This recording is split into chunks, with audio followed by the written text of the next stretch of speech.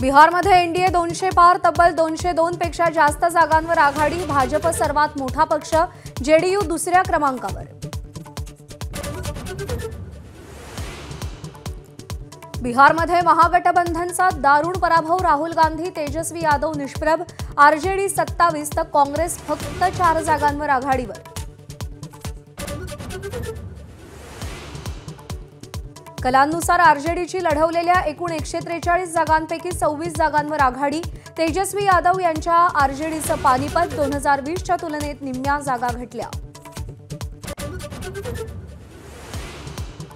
बिहारमध्ये लालू प्रसाद यादव यांची दोन्ही मुलं पिछाडीवर। राघोपूरमधून तेजस्वी, महुआमधून तेजप्रताप यादव पिछाडीवर।